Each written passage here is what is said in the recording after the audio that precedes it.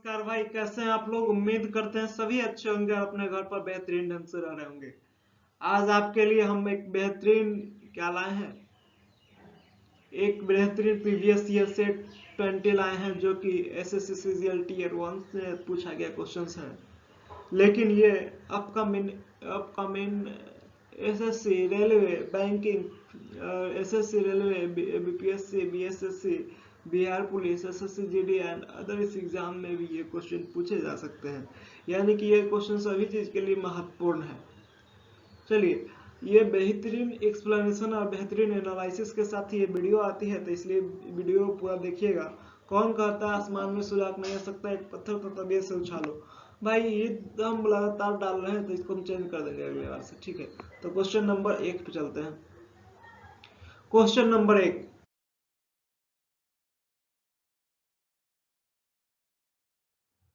निम्नलिखित में से कौन विकल्प को अल्प कार्बन युक्त यौगिकों के रूप में वर्गीकृत किया जा सकता है, न कि कार्बनिक रूप में।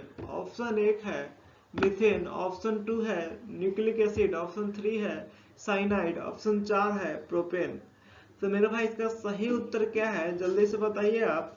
तो इसका सही उत्तर है साइनाइड। क्या इसका सही उत्तर है? साइनाइड। क्या इसका सही उत्तर है मेरे भाई? साइनाइड। अब साइनाइड के बारे में कुछ बातें जानते हैं। ये जो आपको फोटो अब दिखाई दे रहा है ना, किसका है? साइनाइड का है। क्या है साइनाइड का? ये क्या है? स्ट्रक्चर है। साइनाइड एक रासायनिक यौगिक है जिसमें C ट्रिपल बॉन्ड N होता है। साइनो समूह के रूप में यह जाना जाता है। यह समूह एक कार्बन परमाणु से बना होता है और नाइट्रोजन परमाणु के 3 बंध से क्या होता है? बंधा होता है। अकार्बनिक साइनाइड में साइनाइड समूह आयनों Cn के रूप में मौजूद होते हैं। सोडियम साइनाइड और पोटेशियम साइनाइड जैसे घुलनशील लवण अत्यधिक विषैले होते हैं। यानी कि साइनाइड क्या होता है? एक विषैला पदार्थ है, यानी कि जहर का कई काम करता है। हाइड्रोसोनिक एसिड जैसे हाइड्रोजन साइनाइड या HCN के रूप में भी जिसे हम जानते हैं, वह एक अत्यधिक वाष्पशील तरल है जो बड़े पैमाने पर औद्योगिक रूप में उत्पादित किया जाता है। कार्बनिक साइनाइड को आमतौर पर नाइट्राइल भी कहा जाता है। नाइट्राइल में CN समूह कार्बन में संयोजक बंध द्वारा जुड़ा होता है। उदाहरण के लिए एसिटोनाइट्रिल में साइनाइड समूह मिथाइल CH3 से बंधा होता है। हालांकि नाइट्राइल आमतौर पर साइनाइड आयन नहीं छोड़ते, साइनोहाइड्रीन करते हैं, इस प्रकार जहरीले होते हैं। यानी कि साइनाइड क्या होता है भाई? जहरीला होता है। इसे हम कार्बन युक्त यौगिक के रूप में वर्गीकृत कर सकते हैं, लेकिन कार्बनिक रूप में हम इसको नहीं रख सकते, इसको कार्बनिक नहीं बोल सकते हैं, ठीक है। तो क्वेश्चन नंबर 2 पे चले क्या भाई? तो क्वेश्चन नंबर 2 पे आते हैं। क्वेश्चन नंबर,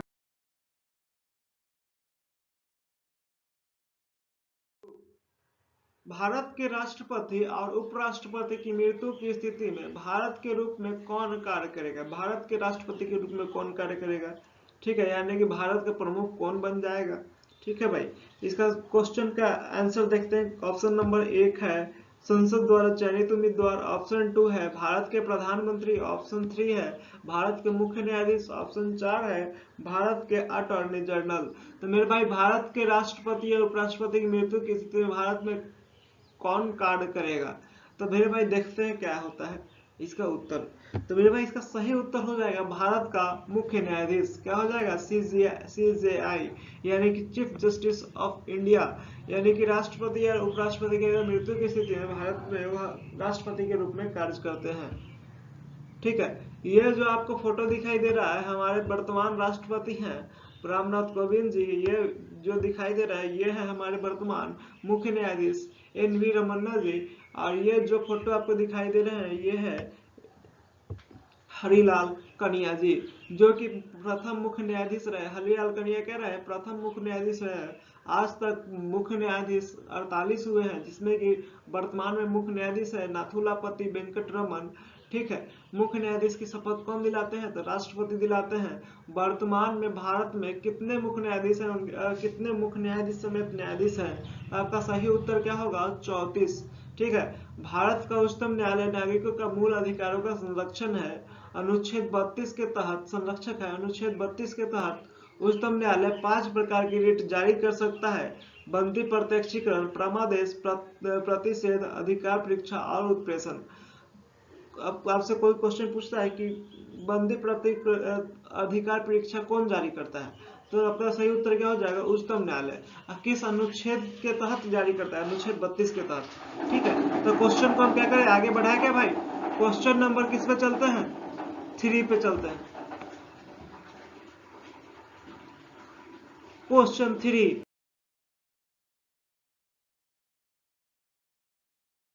भाई निवेदन बिहार का पहले ही लग गया। क्वेश्चन 3, वर्ष 1912 में बंगाल प्रेसिडेंसी से बिहार के अलग होने के उपलक्ष्य में किस दिन को संपूर्ण राज्य में बिहार दिवस के रूप में मनाया जाता है। ऑप्शन 1 है 21 दिसंबर, ऑप्शन 2 21 जनवरी, ऑप्शन 3 22 फरवरी, ऑप्शन 4 22 मार्च। तो मेरे भाई इसका सही उत्तर क्या हो जाएगा, जल्दी से बताइए। तो इसका सही उत्तर हो जाएगा 22 मार्च। इसका सही उत्तर क्या है, 22 मार्च। ये जो आपको बिहार का मैप दिखाई दे रहा है, इसमें कुल 38 जिले हैं। यह इसके उत्तर में नेपाल, पूरब में पश्चिम बंगाल, पश्चिम में उत्तर प्रदेश, दक्षिण में क्या है, थोड़ा सा मध्य प्रदेश का एरिया सटता है, आप पूरा झारखंड है। ठीक है भाई, अब हम जानते हैं इसकी राजधानी पटना है, राज्यपाल इसके फागू चौहान जी है, मुख्यमंत्री नीतीश कुमार जी हैं, उप मुख्यमंत्री 2 है यहाँ पर, रेणु देवी और तारा किशोर प्रसाद। यहाँ विधानमंडल 2 सदनीय है, विधान परिषद में 75 सीट, विधानसभा में 243 सीटें हैं, संसदीय क्षेत्रीय राज्यसभा में 16 सीट, लोकसभा की कितनी सीट है यहाँ पर भाई, तो 40 सीट है। इसका गठन 22 मार्च 1912 को पश्चिम बंगाल से अलग करके किया गया था। इसकी प्रमुख नदियां हैं अजय नदी, कमला नदी, कोसी नदी, गंगा नदी, पुनपुन नदी, फल्गु नदी और गंडक नदी। ठीक है, इसके अभी क्या है, राजकीय गाना है, राजकीय सॉन्ग है मेरे भारत के कंठाड़ी। इसके राष्ट्रीय पशु हैं गौर। इसके राजकीय पक्षी हैं बर्ड हाउस स्पैरो। क्या है, हाउस स्पैरो। इसके राजकीय फूल है कंचनारी। इसके राजकीय फल है आम। इसके राजकीय पेड़ है पीपल का पेड़। यानी कि बिहार के बारे में भी आप बातें बहुत सारे जान गए। तो चलिए क्वेश्चन को 4 पर ले चले, क्या ले चलते हैं।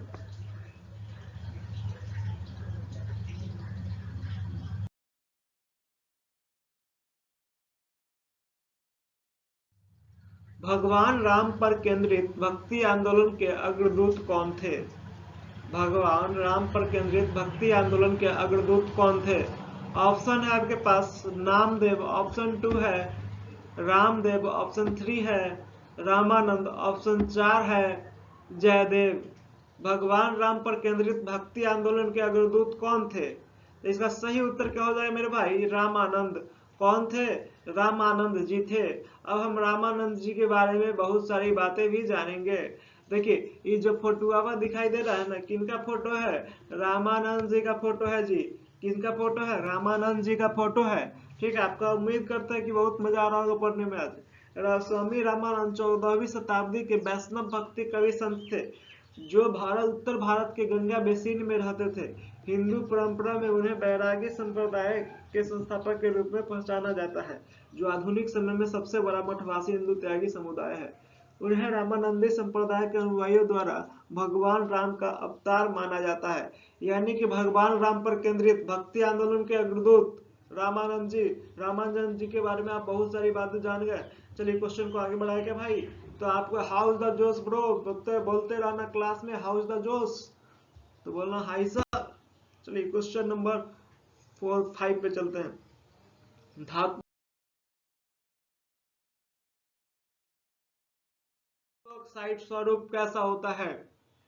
धातु ऑक्साइड स्वरूप कैसा होता है। ऑप्शन 1 है अम्लीय, ऑप्शन 2 है कार्बनिक, ऑप्शन 3 है सामान्य, ऑप्शन 4 है तटस्थ। तो मेरे भाई धातु ऑक्साइड स्वरूप कैसा होता है, तो मेरे भाई इसका सही उत्तर हो जाएगा सामान्य होता है। कैसा होता है, धातु ऑक्साइड स्वरूप कैसा होता है, सामान्य होता है। अब हम जानते हैं धातु ऑक्साइड का स्वरूप कैसा होता है। ये जो दिखाई दे रहा है क्या है, धातु ऑक्साइड है। ये आयरन ऑक्साइड है। ठीक है भाई, ये बेरियम है। ठीक है भाई, चलिए क्वेश्चन को आगे बढ़ाते हैं।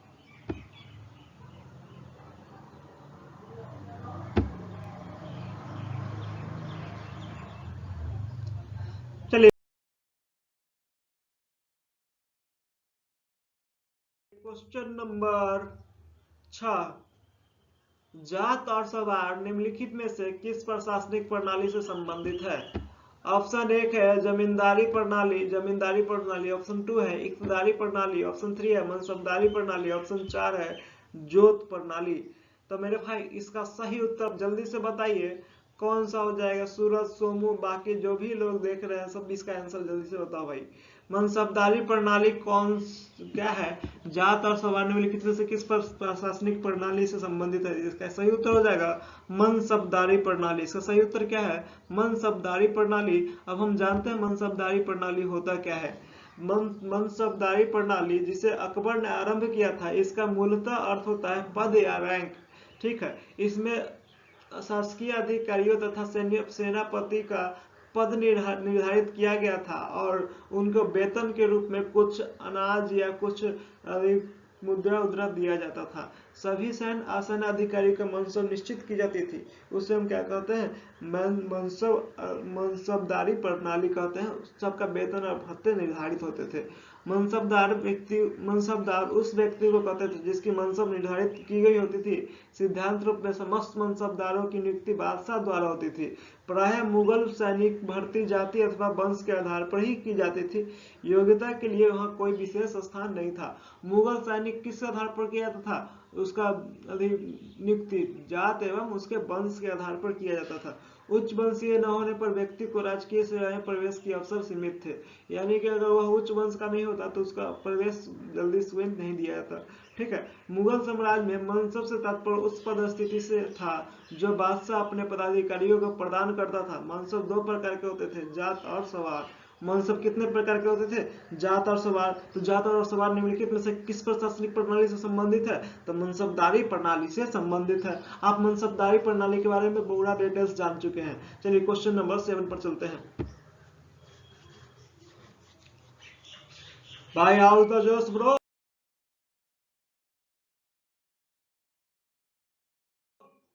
चलिए क्वेश्चन नंबर 7। यदि भारत के राष्ट्रपति त्याग पत्र देना चाहते हैं तो वो अपना त्याग पत्र किसे देंगे? ऑप्शन 1 है भारत के मुख्य न्यायाधीश, ऑप्शन 2 है भारत के उपराष्ट्रपति, ऑप्शन 3 है भारत के प्रधानमंत्री, ऑप्शन 4 है भारत के मुख्य चुनाव आयुक्त। मेरे भाई किसको देंगे? ऑप्शन इनमें से कौन सा सही उत्तर है? तो मेरे भाई इसका सही उत्तर है भारत के उपराष्ट्रपति।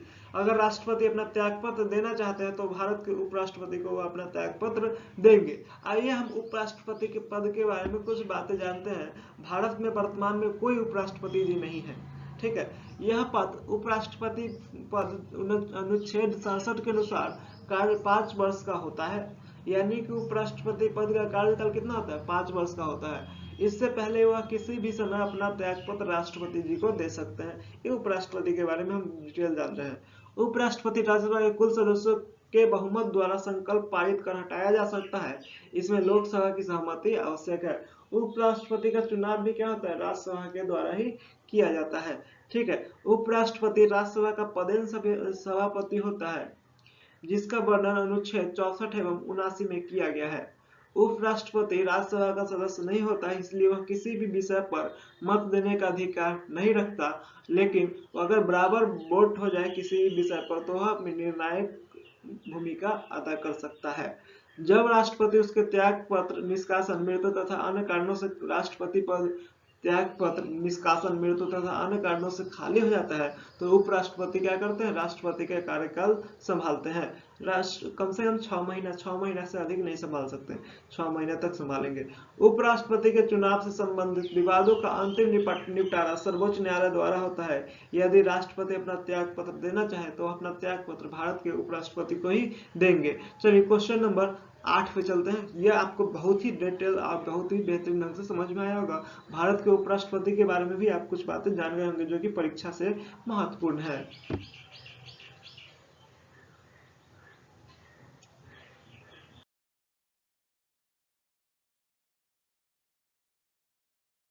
विवेकानंद रॉक मेमोरियल कहाँ स्थित है? ऑप्शन 1 है अंडमान, ऑप्शन 2 है श्रीनगर, ऑप्शन 3 है कन्याकुमारी, ऑप्शन 4 है लद्दाख। तो मेरे भाई विवेकानंद रॉक मेमोरियल कहाँ स्थित है? जल्दी से बताइए, आपके पास 5 सेकंड का टाइम है। विवेकानंद रॉक मेमोरियल कहाँ स्थित है? तो इसका सही उत्तर हो जाएगा कन्याकुमारी। विवेकानंद रॉक मेमोरियल कन्याकुमारी में स्थित है। आइए हम जानते हैं विवेकानंद रॉक मेमोरियल के बारे में। ये जो आपको फोटो दिखाई दे रहा है, समुद्र के बीच में एक मंदिर सा, वो क्या है? विवेकानंद रॉक मेमोरियल है। विवेकानंद रॉक मेमोरियल भारत के कन्याकुमारी में एक लोकप्रिय पर्यटक स्मारक है। यह 1970 में स्वामी विवेकानंद के सम्मान में बनाया गया था। इनके बारे में कहा जाता है कि उन्होंने चट्टान पर ज्ञान प्राप्त किया था। किंवदंतियों के अनुसार इस चट्टान था, वह ऐसा चट्टान था जिस पर देवी कन्याकुमारी यानी पार्वती जी ने भगवान शिव की भक्ति में तपस्या की थी। ध्यान मंडपम के नाम से जाना जाने वाला एक ध्यान हॉल भी आगंतुकों के ध्यान के लिए स्मारक से जुड़ा हुआ है। यानी कि उस जो स्मारक है ना, विवेकानंद रॉक मेमोरियल, उसमें क्या है? एक ध्यान मंडपम नाम का एक जगह है जो कि ध्यान हॉल के नाम से भी जाना जाता है, जो कि आगंतुकों के लिए बहुत ही लगाव का चीज है। मंडप के डिजाइन में पूरे भारत में मंदिर वास्तुकला की विभिन्न शैलियों को शामिल किया गया है। चट्टानें लक्षद्वीप सागर से घिरी हुई है। स्मारक में 2 मुख्य संरचनाएं है, विवेकानंद मंडपम और श्रीपाद मंडपम। चलिए, विवेकानंद रॉक मेमोरियल के बारे में भी आप बहुत बातें जान गए। चलिए क्वेश्चन को आगे बढ़ाते हैं। आप साथ साथ याद करते चलिएगा, मेरे साथ बोलिएगा कि आपको ज्यादा से ज्यादा याद होते जाए। ठीक है, तो याद करते जाना है, इसको बहुत अच्छा तरीका से फायदा उठाना है। जितना भी लोग उठाएं, लेकिन अच्छा तरीका से फायदा उठाएं। ठीक है, तो क्वेश्चन को आगे बढ़ाते हैं। क्वेश्चन नंबर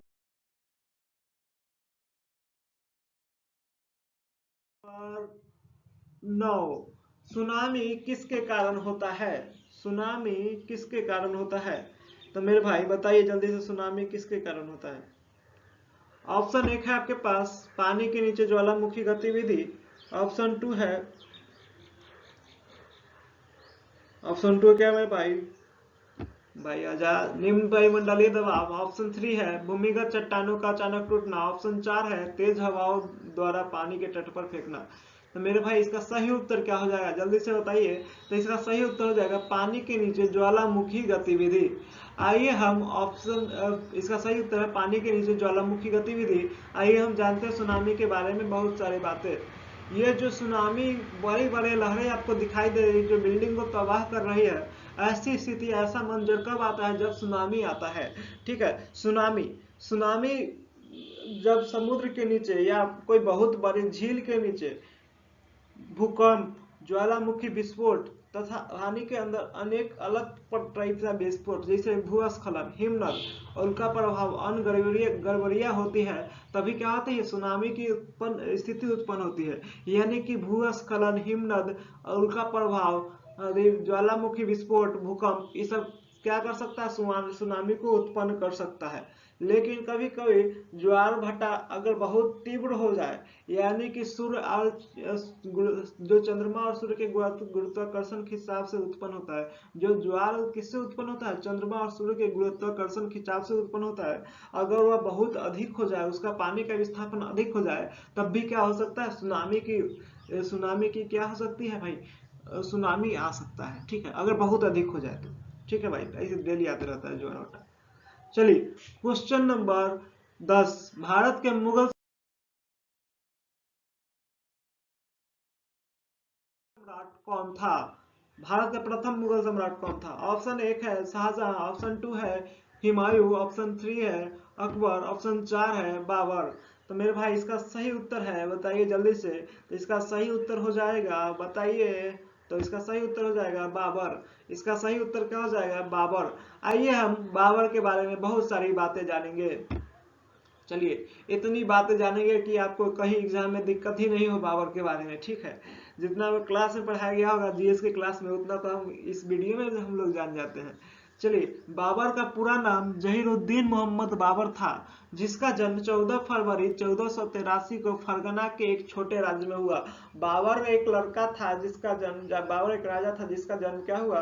फरगना के छोटे राज्य में हुआ, 14 फरवरी को हुआ। ठीक है, वैलेंटाइन डे के दिन हुआ था। ठीक है, बाबर 11 वर्ष की आयु में 1494 में फरगना की गद्दी पर बैठ गया। यानी कि बाबर मात्र 11 वर्ष का आयु था तो फरगना की गद्दी पर बैठ गया। 1540 ईस्वी में काबुल पर अधिकार कर लिया। 1507 में पदशाह की उपाधि धारण कर ली। ठीक है, बाबर ने भारत के साम्राज्य स्थापित करने के लिए 5 बार आक्रमण किया। कितने बार आक्रमण किए भाई? 5 बार। प्रथम पानीपत का प्रथम युद्ध 1526 ईस्वी में बाबर ने पहली बार तुगलमा युद्ध पद्धति एवं तोप खाने को सजाने के लिए उस्मानी विधि का प्रयोग किया। आपसे बहुत बेहतरीन क्वेश्चन बनता है कि तोप खानों को सजाने के लिए उस्मानी विधि या तुगलमा विधि का कौन प्रथम बार यूज किया था? तो इसका सही उत्तर हो जाएगा बाबर किया था। खनवा के युद्ध के विजय के बाद बाबर ने गाजी की उपाधि धारण की। इस युद्ध में बाबर ने मुसलमानों पर लगने वाला तमगा कर को क्या कर दिया? समाप्त कर दिया। ठीक है, बाबर ने अपनी आत्मकथा बाबरनामा में 5 मुस्लिम शासकों के साथ जिन 2 हिंदू राज्यों का उल्लेख किया है उनमें से एक है विजयनगर और दूसरा मेवाड़। तो मेरे भाई इसका प्रत्येक पॉइंट इंपोर्टेंट है। देखिए, अगर आपसे कोई क्वेश्चन पूछ देगा कि बाबर के आत्मकथा का नाम क्या है, तो बाबरनामा। ठीक है, वह किसने लिखा था? बाबर ने अपनी आत्मकथा तुजु के बाबरी, जिसे हम बाबरनामा के नाम से भी जानते थे, वह तुर्की भाषा में लिखा था खुद। ठीक है, बाबर की आत्मकथा का फारसी भाषा में अनुवाद अब्दुल रहीम खान खाना ने किया था। ठीक है भाई, बाबर को उसकी उदारता के कारण कलंदर की उपाधि भी दी गई थी। प्रसिद्ध नक्शबंदी सूफी ख्वाजा अबूदल्ला अहरार था भाई, अहरार था का वह क्या था? अनुयायी था। बाबर की मृत्यु 26 दिसंबर 1530 को आगरा में हो गई थी। बाबर का उत्तराधिकारी उसका बड़ा पुत्र हुमायूं बना। यानी कि भारत में प्रथम मुगल सम्राट बाबर था, उसका पुत्र हुमायूं। ठीक है, क्वेश्चन को आगे बढ़ाते हैं। हुमायूं का पुत्र अकबर। मार्बल कैंसर कैसे होता है? मार्बल कैंसर कैसे होता है? 11 नंबर क्वेश्चन है। चलिए, ऑप्शन 1 है आपके पास, मार्बल के खानों के कारण पशुओं में रोग होता है। मार्बल के खानों के कारण मृदा अपरदन होता है। मार्बल के खानों में काम करने के कारण होने वाला कैंसर होता है। मांगो काट दीजिएगा भाई। ठीक है, मार्बल के खान में काम करने के कारण होने वाला कैंसर। ऑप्शन 4 है अम्लीय वर्षा के कारण मार्बल का क्षरण। तो मेरे भाई मार्बल कैंसर क्या है? तो मेरे भाई मार्बल कैंसर है अम्लीय वर्षा के कारण मार्बल का क्षरण। आइए हम जानते हैं मार्बल कैंसर के बारे में बहुत सारी बातें। चलिए आइए भाई, ये जो ताजमहल आपको दिखाई दे रहा है, जो कि पहले बहुत ही व्हाइट था, लेकिन अब क्या हो गया है, थोड़ा सा इसका कलर क्या हो गया? येलो टाइप का हो गया है। चलिए, अम्लीय वर्षा के कारण मार्बल क्षरण होता कैसे है? संगमरमर और चूना पत्थर से बनी मूर्तियों और संरचनाओं को धीरे धीरे क्षरण होता है, क्योंकि एसिड युक्त बारिश उस पानी उस पर क्या गिरता है? पानी गिरता है। ठीक है, सल्फ्यूरिक एसिड और नाइट्रिक एसिड दोनों ही संगमरमर को घोल लवण बनाते हैं। अम्लीय वर्षा स्मारक के संगमरमर को क्या करती है? नष्ट करती है, यानी कि मार्बल को नष्ट करती है। इस घटना को मार्बल कैंसर के नाम से भी जानते हैं। संगमरमर का कैंसर इमारत या मूर्ति के विघटन और पीलेपन का कारण बनती है। मार्बल कैंसर के कारण ताजमहल अपनी सफेद चमक खो रहा है। यानी कि जो ये ताजमहल आपको दिखाई दे रहे हैं अलग अलग गजब टाइप के ग्राफिक्स में, ये सब क्या होता है? मार्बल कैंसर के कारण उसका कलर क्या हो गया? पीला हो रहा है, अपना वह चमक क्या हो रहा है? खो रहा है। चलिए, क्वेश्चन नंबर 13।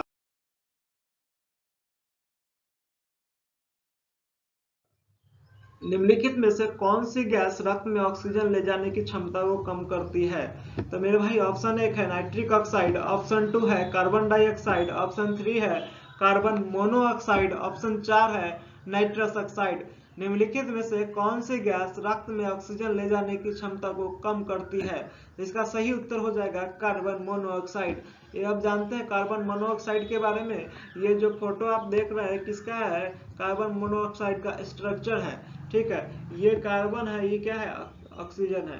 ठीक है, कार्बन मोनोऑक्साइड रासायनिक सूत्र CO होता है। यह एक रंगहीन, गंधहीन, स्वादहीन, ज्वलनशील गैस है जो हवा से थोड़े कम घनी होती है। कार्बन डाइऑक्साइड में एक कार्बन परमाणु और एक ऑक्सीजन परमाणु होते हैं। यह ऑक्सो कार्बन परिवार का सबसे सरल अणु भी है। सामान्य समन्वय परिसर में कार्बन मोनोऑक्साइड लिगैंड को कार्बोनिल भी कहा जाता है। यह कार्बन मोनोऑक्साइड थर्मल दहन का से क्या है, सब थर्मल दहन से कार्बन मोनोऑक्साइड आसानी से पाया जाता है, उसमें आ जाता है, ठीक है, निकलता है। हालांकि ऐसे कई पर्यावरणीय और जैविक स्रोत है जो कार्बन मोनोऑक्साइड की एक महत्वपूर्ण मात्रा उत्पन्न और उत्सर्जित करते हैं। कृत्रिम रासायनिक निर्माण और धातु विज्ञान सहित विभिन्न औद्योगिक प्रक्रिया के लिए मनुष्य कार्बन मोनोऑक्साइड का उपयोग करते हैं। हालांकि यह औद्योगिक गतिविधियों से उत्पन्न होने वाला एक समस्याग्रस्त वायु प्रदूषक भी है, ठीक है। तो इसका सही उत्तर क्या हो जाएगा मेरे भाई, कार्बन मोनोऑक्साइड। चलिए, निम्नलिखित में से कौन सा गैस रक्त में ऑक्सीजन ले जाने की क्षमता को कम करती है, तो कार्बन मोनोऑक्साइड, ठीक है भाई। Question number 13।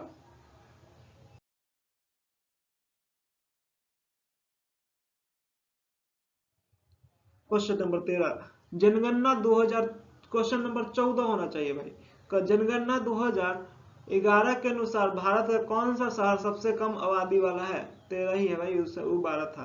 जनगणना 2011 के अनुसार भारत का कौन सा शहर सबसे कम आबादी वाला है। ऑप्शन 1 है आपके पास कपूरथला, ऑप्शन 2 है दतिया, ऑप्शन 3 है नगदा, ऑप्शन 4 है बसवाड़ा। तो मेरे भाई इसका सही उत्तर हो जाएगा कपूरथला। 2011 के जनगणना के अनुसार भारत का सबसे कम आबादी वाला शहर कपूरथला था। आइए हम जानते हैं कपूरथला के बारे में। कपूरथला जो एक पंजाब राज्य में स्थित है, पंजाब कहाँ पर है भाई, है जो आपको गोला हम कर दिए, क्या है ये, क्या है, पंजाब राज्य है, ठीक है। पंजाब राज्य पाकिस्तान से लगा हुआ एक भारत का राज्य है। यह भारत में यह जम्मू कश्मीर और हिमाचल प्रदेश, हरियाणा और राजस्थान से घिरा हुआ राज्य है, ठीक है। अभी अब हम कपूरथला का वर्णन की भी करेंगे। उससे पहले हम पंजाब के बारे में कुछ बातें जानते हैं। पंजाब की राजधानी चंडीगढ़ है। यहाँ के राज्यपाल बीपी सिंह बदनौर जी हैं। यहाँ के मुख्यमंत्री अमरिंदर सिंह है, ठीक है भाई, जो कांग्रेस पार्टी से है। विधानमंडल यहाँ के एक सदनीय है और विधानसभा कुल 117 सीटें से। यहाँ की राज्यसभा में 7 सीट और लोकसभा में 13 सीट है। न्यायालय, उच्च न्यायालय यहाँ का पंजाब एवं हरियाणा उच्च न्यायालय है। सिंधु नदी के पास सहायक नदियां सतलज, रावी, ब्यास, चिनाब और झेलम नदी के कारण क्या पड़ा, पंजाब का नाम पंजाब पड़ा। यहाँ 5 नदी, इसे हम 5 नदियों की भूमि भी कहते हैं, ठीक है। कपूरथला भारत के पंजाब राज्य का एक शहर है। यह कपूरथला जिले के यह कपूरथला राजा अहुलबालिया राजवंश द्वारा शासित था। यह कपूरथला राज्य की राजधानी थी, जो ब्रिटिश भारत का एक रियासत थी। फ्रांसीसी और इंडो सार्वजनिक वास्तुकला पर आधारित प्रमुख इमारतों के साथ शहर के धर्मनिरपेक्ष और सौंदर्य मिश्रण इसके रियासत के अतीत की आत्मा को बताता है। इसे महलों और उद्यानों के शहर के रूप में भी जाना जाता है। 2011 के अनुसार, जनगणना के अनुसार कपूरथला भारत का सबसे कम आबादी वाला शहर बना। चलिए क्वेश्चन नंबर 14 पे चलेंगे।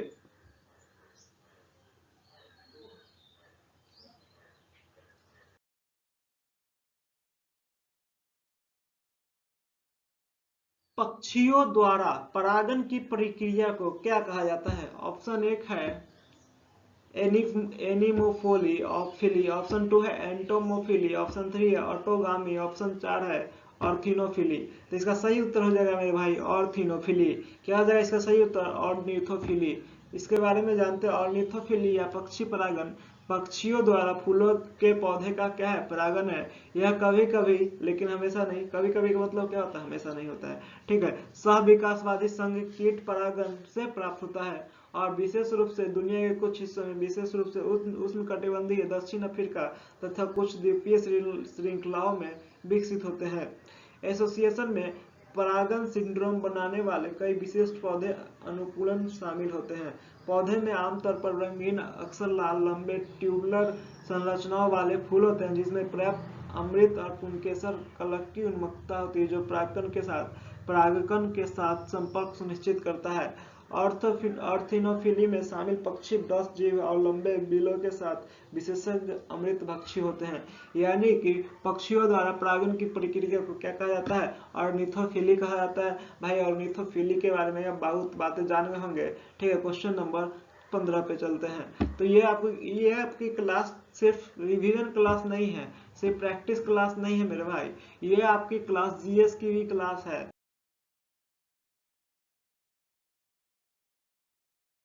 ठीक है, आप रेगुलर पढ़ते रहेंगे तो आपका जीएस एक महीना में इम्प्रूवमेंट हो जाएगा, जो आप सोचते भी नहीं होंगे कि कितना अधिक इम्प्रूवमेंट होगा। ठीक है, बहुत बेहतरीन क्लास होगा। इसको हम क्या कर सकते हैं, क्विज भी बनाएंगे इसका, लेकिन अभी 1-2 दिन टाइम लगेगा। क्विज भी बना करके हम आपको देंगे शाम के शाम, तो उसमें पढ़ते रहिएगा। क्विज भी एक बार कीजिएगा तो क्या हो जाएगा, पूरा पूरा याद हो जाएगा। चलिए क्वेश्चन नंबर 15 पर आते हैं। बहुत हो गया बकवास। कौन राम पंथ के अग्रणी ज्योति स्तंभ संत कवि थे जिन्होंने रामचरितमानस नामक कविता लिखी थी? Option 1 Chaitanya, option 2 Vallabhacharya, option 3 Tulsidas, option 4 Ramdas. तो इसका सही उत्तर हो जाएगा मेरे भाई तुलसीदास। इसका सही उत्तर क्या हो जाएगा, तुलसीदास। आइए तुलसीदास जी के बारे में कुछ बातें जानते हैं। ये जो फोटो दिखाई दे रहा है वो क्या है, कौन है, तुलसीदास जी हैं। ये कौन है भाई, तुलसीदास जी हैं, जो रामचरितमानस लिख रहे हैं। तुलसीदास जी ने गोस्वामी तुलसीदास के रूप में भी जाना जाता है। एक रामानंदी वैष्णव संत और कवि थे वे, जो देवता नाम राम के भक्ति के लिए प्रसिद्ध थे। यानी कि हमारे राम जी के लिए वे भक्ति के क्या थे, भक्ति के लिए वे प्रसिद्ध थे। उन्होंने संस्कृत और अवधि में कई लोकप्रिय रचनाएं लिखी, लेकिन उन्होंने महाकाव्य रामचरितमानस के लेखक के रूप में जाना जाता है। यानी कि रामचरितमानस का लेखक कौन है, तो अरे तुलसीदास जी है, जो स्थानीय अवधि में राम के जीवन पर आधारित संस्कृत रामायण का पुनर्लेखन है। जो वाल्मीकि जी लिखे थे उसका क्या है, पुनर्लेखन है रामचरितमानस। ठीक है, तुलसीदास ने अपना अधिकांश जीवन वाराणसी और अयोध्या शहर में बिताया। वाराणसी में गंगा नदी पर तुलसी घाट के नाम से, घाट का नाम उन्हीं के नाम पर रखा गया है। उन्होंने वाराणसी में भगवान हनुमान को समर्पित संकट मोचन मंदिर की स्थापना की। माना जाता है कि वे उस स्थान पर खड़े थे जहां उन्होंने देवता के दर्शन किए थे। तुलसीदास ने रामलीला नाटकों की शुरुआत की, जो रामायण के लोक नाट्य रूपांतरण है। ठीक है, तो भाई आप जान गए कि रामचरितमानस के लेखक कौन है। तुलसीदास जी के बारे में भी आप बहुत सारी बातें जान गए। चलिए क्वेश्चन नंबर 16 पे चलते हैं। Question number 16, question number 16, Bhagat Singh, Rajguru और सुखदेव को उनके पुण्यतिथि पर श्रद्धांजलि देने के लिए भारत में 23 मार्च को किस दिवस के रूप में मनाया जाता है? ऑप्शन 1 विद्रोह दिवस, ऑप्शन 2 श्रद्धांजलि दिवस, ऑप्शन 3 शहीद दिवस, ऑप्शन 4 सेना दिवस। तो मेरे भाई इसका जल्दी से उत्तर बताइएगा। शहीद दिवस, श्रद्धांजलि दिवस, विद्रोह दिवस, सेना दिवस। तो इसका सही उत्तर हो जाएगा मेरे भाई शहीद दिवस। ये सब भी जानते होंगे इसका उत्तर। शहीद दिवस इसका क्या हो जाएगा, सही उत्तर हो जाएगा, क्या हो जाएगा, शहीद दिवस। क्या हो जाएगा सही उत्तर, शहीद दिवस। आइए हम जानते हैं कौन कौन थे भगत सिंह, कौन सुखदेव और कौन राजगुरु। ये जो आपको फोटो दिखाई दे रहा है, ये हमारे भगत सिंह है, वीर भगत सिंह। ठीक है, ये जो भगत सिंह है, ये सुखदेव जी हैं, ये राजगुरु जी हैं। ये तीनों महान हमारे क्या थे, क्रांतिकारी थे, हमारे नेता थे, बहुत महान नेता थे। उनको 23 मार्च 1931 को फांसी की सजा दे दी गई थी, जिसके कारण हम लोग प्रत्येक वर्ष शहीद दिवस के रूप में मनाते हैं। इनकलाब जिंदाबाद, एक बार जोर से नारा लगा दीजिए, भगत सिंह सुखदेव राजगुरु की क्या जय। चलिए क्वेश्चन नंबर आगे बढ़ते हैं भाई। आप साथ साथ जोशीला होते रहिए, राष्ट्र प्रेम को भी अपने अंदर समाहित करते रहिए, क्लास को आगे बढ़ाते रहिए। चलिए क्वेश्चन नंबर 17, मजा आ रहा है भाई सबको, कैसा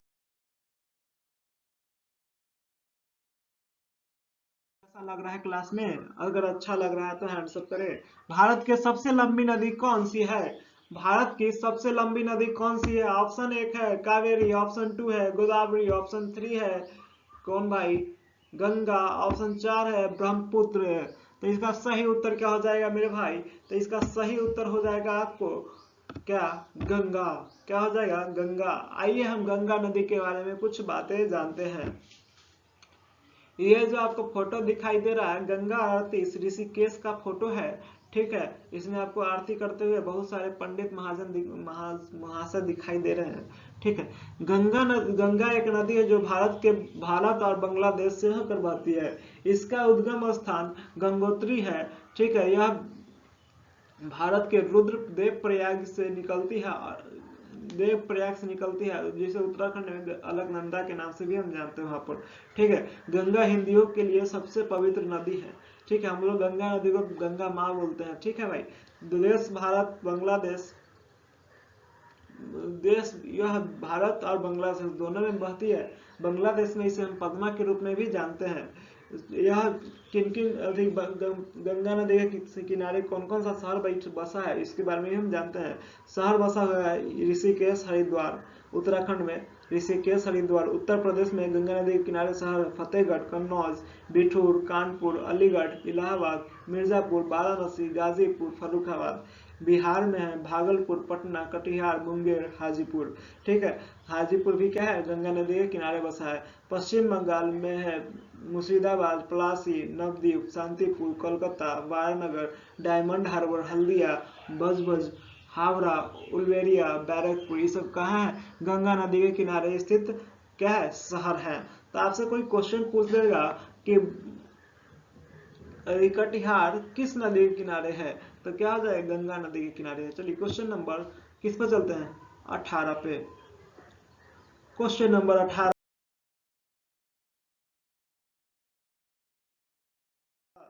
अकबर के बाद सत्ता संभालने वाले उनके पुत्र सलीम को कौन से खिताब मिला जिसका अर्थ है विश्व विजेता। Option 1 Shahjahan, option 2 Jahangir, option 3 है बादशाह, ऑप्शन 4 है जहांपना। इसका सही उत्तर जल्दी से बताइए, आपके पास टाइम है 5-10 सेकंड का, जल्दी से बताइए।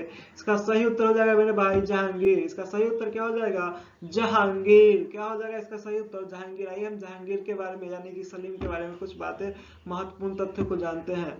देखिए जहांगीर जिसका जन्म 1600 नहीं 1600 क्या भाई कार्यकाल हो सकता है, ठीक है। जहांगीर, ठीक है भाई, जिसका जन्म 30 अगस्त 1569 को हुआ, ठीक है। 1605 से 1627 का कार्यकाल होगा, ठीक है। मुगल बादशाह अकबर के पुत्र जहांगीर सलीम का जन्म 30 अगस्त 1569 को फतेहपुर सिकरी के स्थित शेख सलीम चिश्ती के कुटिया में हुआ था। इसकी मरियम उजमानी के गर्भ से हुआ था, यानी कि इनकी माता का नाम क्या था, मरियम उजमानी। मरियम उजमानी का वास्तविक नाम हरखा भाई था। अकबर ने सूफी संत सलीम चिश्ती के नाम पर इसका नाम सलीम रखा था। सलीम का मुख्य शिक्षक अब्दुल रहीम खान खाना थे, ठीक है। अकबर की मृत्यु के बाद 3 नवंबर 1605 को आगरा के किले में सलीम का राज्याभिषेक हुआ। राज्याभिषेक के बाद उसने नसरुद्दीन मोहम्मद जहांगीर बादशाह गाजी की उपाधि धारण की। जहांगीर की 12 घोषणाओं को आईने जहांगीरी कहते हैं। जहांगीर के 12 घोषणाओं को क्या कहते हैं, आईने जहांगीरी। आप परीक्षा से रिलेटेड जितना भी जहांगीर के बारे में क्वेश्चन है, आप सभी बात को जान चुके हैं, तो क्वेश्चन को आगे बढ़ाते हैं। तो भाई कैसे हो आप लोग, सभी मस्त हो रहे हैं ना, मजा आ रहा है ना, बोर नहीं ना हो रहे हो। अगर मजा आ रहा है तो हैंड्स अप करो। चलिए क्वेश्चन नंबर 19, वर्ष 1975 से 1977 के बीच आपातकाल के दौरान भारत की प्रधानमंत्री कौन थी। ऑप्शन 1 कौन थे, ऑप्शन 1 है Indira Gandhi, option 2 Rajiv Gandhi, option 3 Morarji Desai, option 4 Chaudhary Charan Singh. ये इतना कॉमन क्वेश्चन है कि सभी इसका उत्तर जानते हैं। इसका सही उत्तर क्या हो जाएगा, इंदिरा गांधी। इसका सही उत्तर क्या हो जाएगा, इंदिरा गांधी। चलिए आइए हम इंदिरा गांधी जी के बारे में बहुत सारी बातें जानते हैं। इंदिरा गांधी जो आपको फोटो दिखाई दे रही है, आयरन लेडी कहेंगे इनको हम, क्योंकि क्या है, बहुत ही महान नेता, एक बहुत ही खतरनाक गजब की नेता थी, जो कि पाकिस्तान को 2 पार्ट में बांटती, बांग्लादेश और क्या क्या भाई, पाकिस्तान के रूप में, ठीक है। इनकी मृत्यु 1984 में उनके प्रधानमंत्री कार्यकाल में ही कर दिया गया, उनके किसके द्वारा, बॉडीगार्ड्स के द्वारा, ठीक है कि नहीं भाई, बॉडीगार्ड्स के द्वारा। 1975 से 1977 तक आपातकाल की स्थिति इन्होंने ही स्थापित की थी, ठीक है। ये इनकी बहुत बड़ी क्या गलती भी हो सकती है, हम समझ सकते हैं, ठीक है भाई, लेकिन हमारे लिए, भारत के लिए बहुत ही महान नेता थी, ठीक है। इनका जन्म हिंदी में लिखा हुआ भाई, नहीं पढ़ने वाला है, ठीक है। वे भारतीय कांग्रेस वे भारत की पहली और आज तक की पहली एकमात्र प्रधानमंत्री थी, यानी कि आज तक भारत में पहली प्रधानमंत्री कौन बनी, महिला प्रधानमंत्री इंदिरा गांधी। अभी तक महिला प्रधानमंत्री कौन है, इंदिरा गांधी ही है, ठीक है, पहली, ठीक है। इंदिरा गांधी भारत की पहली तो रहेंगी, अभी तक कोई नहीं बनी है भारत की प्रधानमंत्री महिला। इंदिरा गांधी भारत के पहले प्रधानमंत्री जवाहरलाल नेहरू जी की बेटी थी। उन्होंने 19 जनवरी 1966 से मार्च 1977 तक और फिर जनवरी 1980 से 1984 तक क्या की, भारत में राज की, यानी कि भारत के प्रधानमंत्री के रूप में क्या की भाई, शासन किया। ठीक है, राज किया नहीं, भारत के प्रधानमंत्री के रूप में शासन किया। ठीक है, क्वेश्चन नंबर 20 पे चलते हैं। लॉर्ड कर्जन द्वारा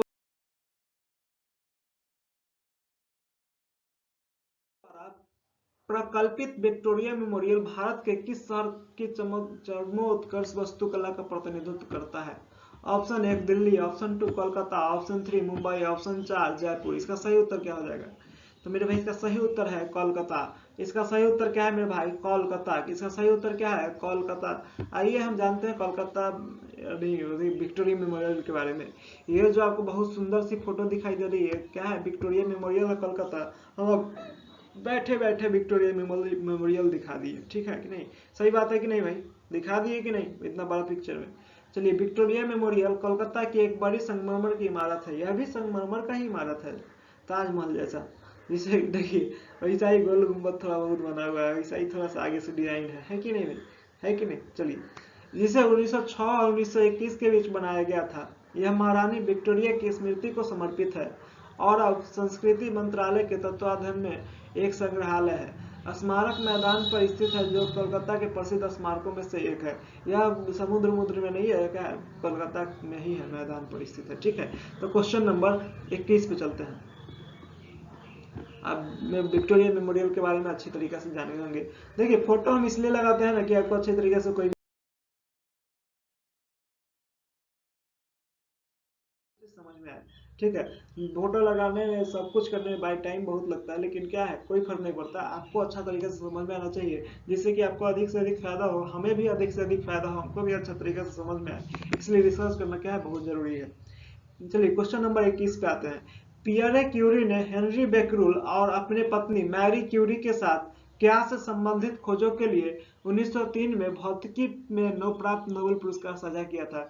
यानी कि 1903 में इन तीनों को क्या मिला था? नोबेल पुरस्कार मिला था, साझा नोबेल पुरस्कार मिला था। ऑप्शन 1 है उष्मागतिकी, ऑप्शन 2 है दर्पण छवि, ऑप्शन 3 है रेडियोधर्मिता, ऑप्शन 4 है भाई आजा एक्सरे। तो मेरे भाई इसका सही उत्तर क्या हो जाएगा? पियरे क्यूरी, हेनरी बेकरूल, आप उसकी पत्नी मैरी क्यूरी। तो एक्सरे नहीं होगा, दर्पण छवियां नहीं होगा, उसमें गतिकी नहीं होगा, तो सही उत्तर हो जाएगा रेडियो धर्मिता। आइए हम रेडियो धर्मिता के बारे में कुछ बातें जानते हैं। अस्थायित्व प्राप्त करने के लिए अस्थायी नाभिक स्वतः ही अल्फा बीटा गामा किरणों को उत्सर्जित करने लगते हैं। ऐसे नाभिक जिन तत्व के परमाणु में होते हैं उन्हें रेडियो एक्टिव तत्व कहते हैं, तथा उपयुक्त किरणों के उत्सर्जन की घटना को रेडियो एक्टिविटी या रेडियो धर्मिता कहते हैं। आप रेडियो धर्मिता किसे कहते हैं, ये आप अच्छी तरीके से जान गए। चलिए, क्वेश्चन नंबर 22 पे चलते हैं।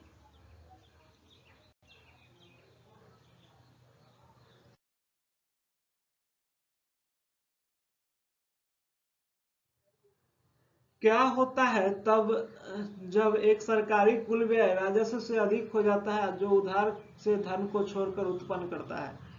तो मेरे भाई इसका जल्दी से उत्तर बताइए। ऑप्शन 1 है चालू खाता घाटा, ऑप्शन 2 बजटीय घाटा, ऑप्शन 3 है राजस्व घाटा, ऑप्शन 4 है राजकोषीय घाटा। क्या होता है, क्या तब होता है जब एक सरकारी कुल राजस्व से अधिक हो जाता है, सरकारी कुल व्यय राजस्व से अधिक हो जाता है? ठीक है, तो इसका सही उत्तर हो जाएगा राजकोषीय घाटा। क्या हो जाता है? राजकोषीय घाटा। क्या होता है मेरे भाई? राजकोषीय घाटा। चलिए, क्वेश्चन नंबर 23। क्वेश्चन नंबर इस न्यूरॉन सिद्धांत के लिए 1906 में नोबेल पुरस्कार किसने जीता था? ऑप्शन 1 है आपके पास पियरे क्यूरी, ऑप्शन 2 है हेनरी मोसले, ऑप्शन 3 है लुइस अल्वारेज, ऑप्शन 4 है सैंटियागो रेमन बाई कैजल। तो मेरे भाई, न्यूरॉन सिद्धांत के लिए 1906 में नोबेल पुरस्कार किसने जीता था? इसका सही उत्तर हो जाएगा सैंटियागो रेमन बाई कैजल। क्या हो जाएगा सही उत्तर? Santiago Ramon y Cajal. आइए हम इसके बारे में कुछ बातें जानते हैं, न्यूरॉन के बारे में। न्यूरॉन या न्यूरॉन जिसे हम तंत्रिका कोशिका कहते हैं, जो एक विद्युत रूप से उत्तेजनीय कोशिका है, जिसे हम सिनेप्स नामक विशेष कनेक्शन के माध्यम से अन्य कोशिकाओं के साथ संचार करते हैं। यह स्पंज और प्लेकोजुआ को छोड़कर सभी जानवरों में तंत्रिका ऊतक का मुख्य घटक है। पौधे और कवक में तंत्रिका कोशिकाएं नहीं होती है। ठीक है। न्यूरॉन को क्या कहते हैं? तंत्रिका कोशिका कहते हैं। न्यूरॉन्स को आमतौर पर उनके कार्य के आधार पर 3 प्रकारों में वर्गीकृत किया गया है। संवेदी न्यूरॉन्स स्पर्श, ध्वनि और प्रकाश जैसे उत्तेजनाओं का जवाब देता है, जो संवेदी अंगों की कोशिकाओं को प्रभावित करते हैं। वे रीढ़ की हड्डी या मस्तिष्क को संकेत भेजते हैं। मोटर न्यूरॉन्स मस्तिष्क और रीढ़ की हड्डी से मांसपेशियों के संकुचन से लेकर ग्रंथियों के उत्पादन तक सब कुछ नियंत्रित करने के लिए संकेत प्राप्त करते हैं। इंटीरियर न्यूरॉन्स को मस्तिष्क या रीढ़ की हड्डी को ही एक ही क्षेत्र में भीतर अन्य न्यूरॉन्स से जोड़ते हैं। जुड़े हुए न्यूरॉन्स के मुख्य समूह को न्यूरल सर्किट कहा जाता है। तो मेरे भाई, आप न्यूरॉन के बारे में अच्छी तरीके से पूरा बात जान गए। न्यूरॉन सिद्धांत के लिए 1906 में नोबेल पुरस्कार किसे दिया गया था? सैंटियागो रेमन बाई कैजल को। चलिए क्वेश्चन नंबर 24।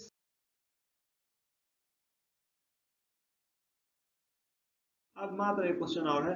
मजा आ रहा है ना भाई? अगर मजा आया होगा क्लास में तो लाइक और शेयर जरूर कीजिएगा। सब्सक्राइब के लिए हम बोलेंगे नहीं, क्योंकि अगर आपको मन होगा तभी करेंगे, नहीं तो नहीं करेंगे। ठीक है, तो कोई फर्क नहीं पड़ता है उससे कि आप करते हैं नहीं करते हैं, कितना लोग देखते हैं कितना लोग नहीं देखते हैं। हमारा काम है क्या? ईमानदारी पूर्वक आपके लिए मेहनत करते रहना और आपके लिए बेहतर से बेहतर व्यवस्था करना, जिससे कि आपको पढ़ने में कोई कठिनाई नहीं होगा, आप एग्जाम में अच्छी तरीके से अपना काम कर ले। और मेरा एक भी इससे हमको एक फायदा भी होता है कि मैं खुद मेरा जीएस में इम्प्रूवमेंट हो रहा है। ठीक है, हम जीएस के टीचर तो नहीं है भाई, लेकिन हम क्या कर रहे हैं? बहुत सारे रिसर्च करते हैं, एक ही दिन में रिसर्च करते हैं, बहुत सारा 25 क्वेश्चन पर रिसर्च करते हैं। उसमें से जो बेहतर पॉइंट होता है, जो परीक्षा उपयोगी महत्वपूर्ण होता है, उसको हम आपके लिए लाते हैं। तो आपका टाइम भी बचाते हैं, है कि नहीं? तो भाई लगातार देखते रहिएगा वीडियो, लाइक शेयर जरूर कीजिएगा। चलिए क्वेश्चन नंबर 24। आयात निम्नलिखित में से कौन सा कालक्रम में भारत के व्यापार की सबसे महत्वपूर्ण विशेषता थी? ऑप्शन 1 आयात अधिशेष, ऑप्शन 2 आयात की कमी, ऑप्शन 3 निर्यात की कमी, ऑप्शन 4 निर्यात अधिशेष। तो इसका उत्तर सही हो जाएगा मेरे भाई निर्यात अधिशेष। क्या हो जाएगा सही उत्तर? निर्यात अधिशेष। क्या हो जाएगा सही उत्तर? निर्यात अधिशेष। चलिए इसके बारे में इतना ही जानिए, इसके बाद हम क्वेश्चन नंबर 25 पे चलते हैं। Question number 25। वर्ष 1799 में, वर्ष 1799 में महाराजा सवाई प्रताप सिंह ने किस भारतीय स्मारक का निर्माण कराया था? ऑप्शन 1 है हवा महल, ऑप्शन 2 है लेह पैलेस, ऑप्शन 3 है मैसूर पैलेस, ऑप्शन 4 है मत्तानचेरी पैलेस। तो मेरे भाई इसका सभी लोग इसका सही उत्तर जानते हैं। इसका सही उत्तर हो जाएगा हवा महल। इसका सही उत्तर क्या हो जाएगा? हवा महल। आइए हम जानते हैं हवा महल के बारे में कुछ बातें। ये जो हवा महल दिखाई दे रहा है दिल्ली के जयपुर में, सॉरी दिल्ली के राजस्थान के जयपुर में स्थित है, जो कि राजस्थान की राजधानी है। ठीक है, हवा महल भारत की राजधानी दिल्ली से लगभग 300 किलोमीटर दूर जयपुर में एक महल है। लाल और गुलाबी बलुआ पत्थर से निर्मित यह महल है। इस महल सिटी पैलेस जयपुर के किनारे पर स्थित है। यह कहाँ पर है? जयपुर के किनारे पर स्थित है। इसका निर्माण 1799 महाराजा सवाई जय सिंह के पोते महाराजा सवाई प्रताप सिंह ने करवाया था, जो जयपुर के संस्थापक थे। महाराजा सवाई जय सिंह कौन थे? जयपुर के संस्थापक थे, जिसका निर्माण 1799 में उनके पोते महाराजा सवाई प्रताप सिंह ने किसका निर्माण कराया था? हवा महल का, 1799 में। ठीक है, तो मेरे भाई आज भर के लिए इतना ही। तब तक हंसते रहिए, मुस्कुराते रहिए, जीवन में जिसा लेते रहिए, खूब आगे बढ़िए। नमस्कार, फिर मिलेंगे अगले वीडियो में। जय हिंद। क्या मेरे भाई? जय हिंद। एक बार जोर से बोलो भारत माता की जय। चलिए क्वेश्चन को आगे बंद करते हैं। ठीक है, आप मजा लेके पढ़िएगा। हम उम्मीद करते हैं कि आपको इससे एक महीना के अंदर आपको बहुत बड़ा डिफरेंस आपको खुद में पता चलेगा। क्योंकि क्या है, प्रत्येक क्वेश्चन पर हम क्या कर रहे हैं, 3 से 4 क्वेश्चन तो आपके लिए ला ही देते हैं, है कि नहीं? यानी कि अगर आप एक महीना में 750 क्वेश्चन करते हैं तो आप 2200 क्वेश्चन कर रहे हैं। 750 नहीं, कितना कर रहे हैं? 2200 क्वेश्चन कर रहे हैं। इसलिए भाई ध्यान से पढ़ते रहिए, रेगुलर इसको अगर हो सके तो कॉपी में नोट भी करते रहिए। डेली शाम के शाम 5 मिनट इसको देख लीजिए, मात्र 5 मिनट।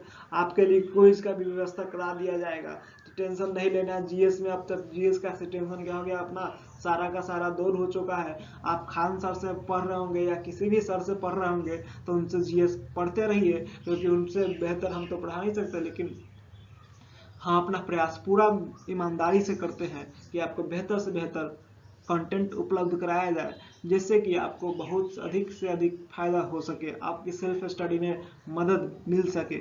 ठीक है भाई, आप जहाँ पढ़ रहे हैं वहाँ पढ़ते रहिए, वहाँ बिल्कुल नहीं छोड़िएगा। ठीक है, और वहाँ तो पढ़िएगा ही, साथ साथ यहाँ प्रैक्टिस बैच, एक तरीका से प्रैक्टिस बैच के रूप में 40 से 45 मिनट 50 मिनट इसको डेली देखिए, क्योंकि जीएस से आपको बहुत गजब का बेनिफिट होने वाला है। तो नमस्कार भाई, जय हिंद। मिलते हैं लास्ट में अब अगले वीडियो में। ठीक है भाई, ये मिलते हैं अगले वीडियो में, मिलते हैं भाई।